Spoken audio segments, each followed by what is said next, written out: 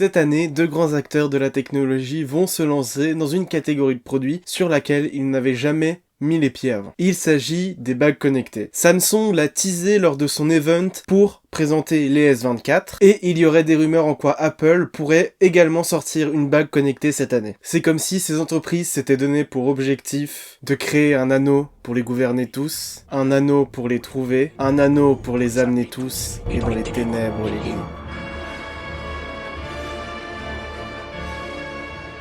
Bien que les bagues connectées existent maintenant d'un peu plus d'une décennie, il semblerait que cette année soit la première grosse année à laquelle serait dédié le produit. C'est une catégorie méconnue du public et qui n'est pas forcément la plus utilisée. J'ai vu d'ailleurs, en faisant mes recherches, qu'il y avait un grand nombre de personnes qui ne comprenaient pas l'utilité d'avoir ce produit qui existe. C'est quelque chose que je me suis dit personnellement au début en faisant mes recherches et aussi il y a quelques années quand cette technologie a commencé à apparaître sur le marché.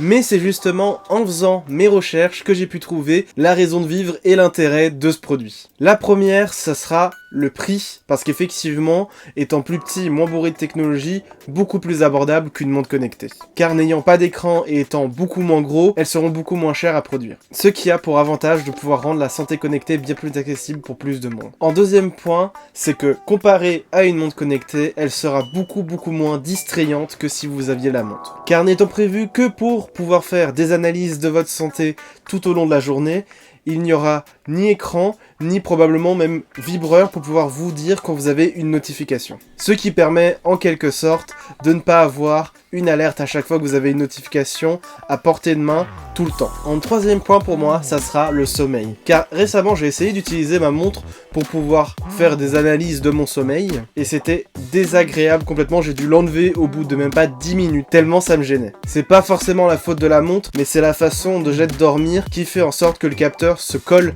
à mon poignet et va du coup appuyer fortement dessus, ce qui est pas très agréable pour dormir. Alors qu'il m'est déjà arrivé par mégarde de dormir avec une des bagues que j'ai et ça m'a pas plus dérangé dans la nuit que ça. Et en dernier point, c'est un objectif que Samsung s'est mis pour sa montre connectée et de pouvoir analyser par exemple le taux de glycémie sans avoir à percer la peau. Car pour ceux qui ne savent pas, pour des personnes qui ont besoin de voir leur taux de glycémie, il faut absolument qu'ils aient des machines leur permettant de percer la peau pour pouvoir récupérer des échantillons de leur sang et leur permettre du coup de voir leur taux de glycémie. Bien sûr, cette technologie ne sera pas disponible dès la première génération de la bague connectée et va leur permettre de comprendre comment s'y prendre pour pouvoir permettre cette prouesse qu'ils espèrent arriver à faire. Ce qui est pour les personnes qui ont besoin de voir leur taux de glycémie une excellente nouvelle. Mais en espérant que du coup cette technologie puisse en amener d'autres qui permettent de faire plus d'analyses plus complètes et permettent d'aider bien d'autres personnes qui ont besoin d'analyses ou autres. Voilà ce qui est pour les avantages que j'ai pu trouver pour la bague connectée. Bien sûr, il y a plein d'autres raisons qui pourraient être valables et dites dans la vidéo, mais celles-ci sont les principales que j'ai personnellement retenues et qui m'ont à peu près convaincu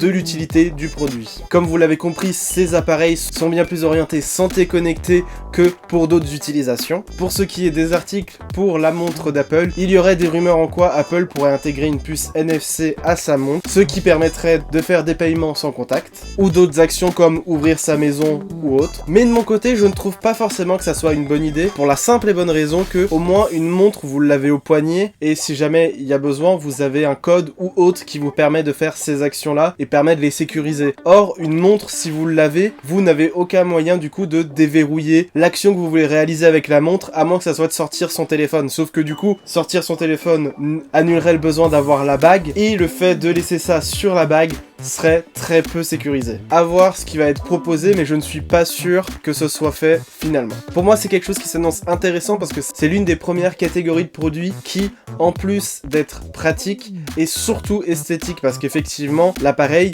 les seules choses qu'il va faire, c'est les capteurs qui vont envoyer les données sur votre téléphone, par exemple, la plupart du temps. Et la deuxième fonctionnalité qu'il va avoir, ça sera principalement esthétique parce qu'effectivement, ça reste une bague. Certes, une montre, vous pouvez vous dire que c'est pareil, mais la montre est bien plus pratique que forcément esthétique, car au moins vous avez un écran et la possibilité d'afficher d'autres informations. La bague, à part les capteurs, elle ne sert qu'à être esthétique.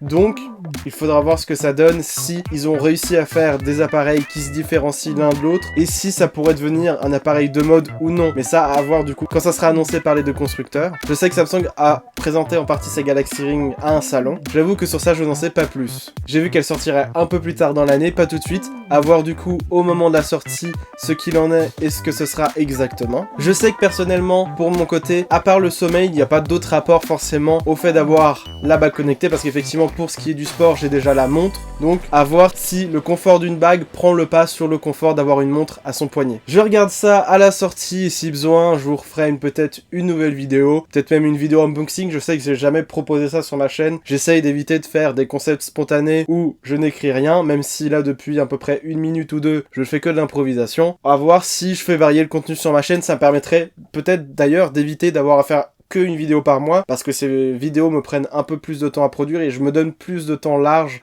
pour être un peu plus cool pour pouvoir les sortir. J'espère que cette petite vidéo vous aura plu, n'hésitez pas à dire dans les commentaires ce que vous pensez des montres connectées et si vous voulez que je fasse d'autres vidéos dessus, ou si vous avez des idées de technologies sur lesquelles je pourrais aborder le sujet. En espérant vous avoir aiguillé, c'était Iglul, et à plus.